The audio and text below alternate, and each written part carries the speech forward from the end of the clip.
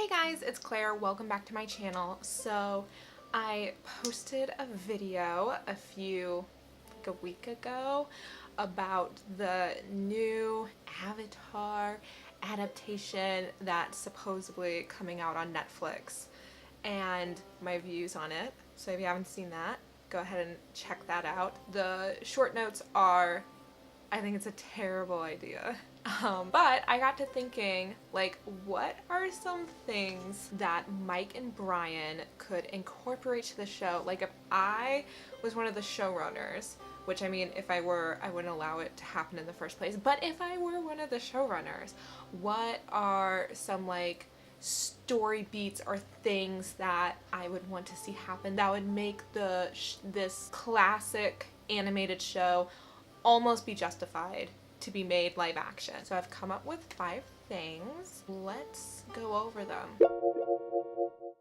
Number 1, I'm not even gonna bury the lead here, like this is honestly the number 1 thing that would change me from being like super anti this live action reboot to like hardcore fan, have a straight up love affair with it. And that's if they made Zuko and Katara a canon romantic couple. Because I'm a hack, so I've always shipped them. Zuko is like my number 1 fictional crush, and I've always shipped him and Katara even when I was like in 3rd grade watching the show. And to this day, they're like my favorite romantic pairing, even though they don't end up together. You know, I'm a sucker for opposites attract. They kind of have like similar backstories, but they come from economically completely different places and they're opposite ends of the world, completely different regimes. I just always felt that their on-screen chemistry was really strong. I've always felt it was a lot stronger than Katara's and Aang's. Not that Katara and Aang don't have chemistry, but it's a very like mother-son or like older sister little brother. Even with Korra and knowing that they have kids and the graphic novels, it's like to this day I just don't quite buy them being together. Like I can't really imagine them. Ooh, the passion, falling in love. No, but I've always thought it was there between her and Zuko, so honestly if they did that I would probably be their number 1 fan. Number 2, if they incorporated Game of Thrones like violence.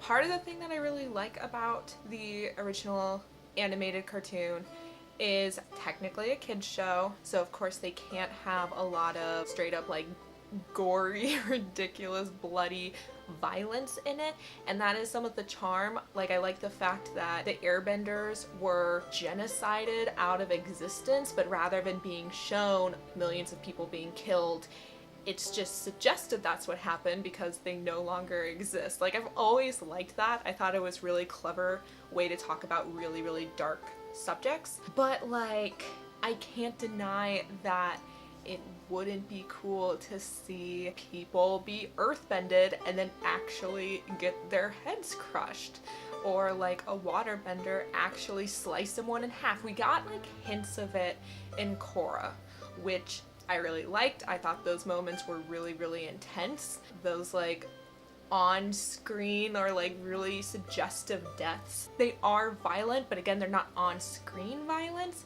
So it's like, okay, well, it's live action. Let's just go there. Let's just make this real dark and just blood everywhere. I want to see guts. I want to see brains. I want to see broken bones. I want to see blood flying. Number 3, similar theme with the whole might as well make it Game of Thrones. It would be cool because this world, we're dealing with different countries and economies and cultures, and we're following the gang the entire time. So whatever political intrigue or shenanigans we see, it's because the gang kind of like runs into that.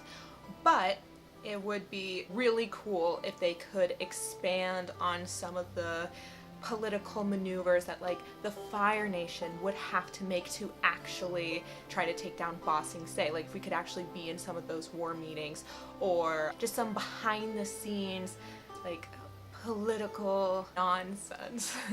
You know, if we could actually see leaders discuss how problematic or how incredible it is that the Avatar is back. Just things like that. I'm trying to think of a really popular political show, but I like don't watch TV anymore.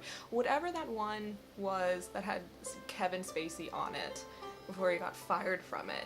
Make it like that. Like, just get real saucy with it. Number 4, more bloodbending. I and pretty much everyone else loves the bloodbending episode with Katara. That is so cool. It is such a cool and dark and twisted idea. And it's kind of like brought up, it's really intense, and it's kind of set up as something that Katara is gonna have to struggle with for like the rest of the series, but she really doesn't. She doesn't really have any trials or tribulations with it. I think it would be cool if they brought up the bloodbending aspect very early on in the series. It would be a bigger arc for Katara of whether she uses it and if she feels justified using it against the Fire Nation or just against people she thinks are bad guys. And it's like, oh, then maybe it is justified to use this really twisted form of bending. I would imagine Aang would be very against that, and then kind of that's where there could be a little push and pull with them, and then her own internal conflict, and then it would just add to maybe it gets around that she's a bloodbender or that bloodbending is a thing, and then that's a way that maybe the Northern Water Tribe is able to defend itself more, but again, it's a very like twisted, more evil form of bending. Korra kinda dips its toe into the fact that all the bending can have very violent sides to them, but it would be cool if you could see an airbender suck out all the air in someone's lungs and then they just suffocate from the inside out. But just something along those lines where it's like, let's show the really, really dark, invasive side of bending so there can kind of be a moral conundrum around bending as well, which I think Korra kind of tried to do in book 1. I don't think the most successfully, so if they could kind of try to bring that in again, I think that could be a really interesting idea. And 5, if we could spend more time in the spirit world. It's one of those things where, again, with Korra, I think we spend too much time in the spirit world. I think it's a little oversaturated, and I personally don't like the stylistic take that Korra has on the spirit world. They changed it from the way it was in the original series, where Aang's spirit world was very dark and grim and spooky and kind of unpleasant to be in like the best way, where Korra's spirit world is very trippy, hyper colorful, I'm just not into that. So if they like turned more, and it's just kind of going with the theme that I have for all these changes I want to make. It's like, okay, if you're going to reboot the series, make it dark, make it intense, make it violent, make the spirit world with more of that Aang's spirit world kind of vibe. That's why Ko is such a fan favorite character, because he's just so unbelievably creepy and perverse, and so it would be really cool if we got to meet more really creepy spirit world characters and just maybe get into like the dark and twisted side of the spirit world. In my head, I imagine it kind of like Pan's Labyrinth, like just almost demonic, but I think that's really cool and really fun. Those are the top 5 things that I can think of at the moment, but you guys should definitely leave comments down below if you have any more ideas and suggestions as to like what you would need to see in the series to justify its existence to you. Let me know if what I suggested was any good or things you would also like to see. Give this video a thumbs up if you are into it. It really helps me out. Subscribe if you want to see more content like this in the future. And I really appreciate you guys and all your suggestions and all your takes and commentary in the comments below. It's what makes filming really worth it to me. And I will see you guys next time. Bye!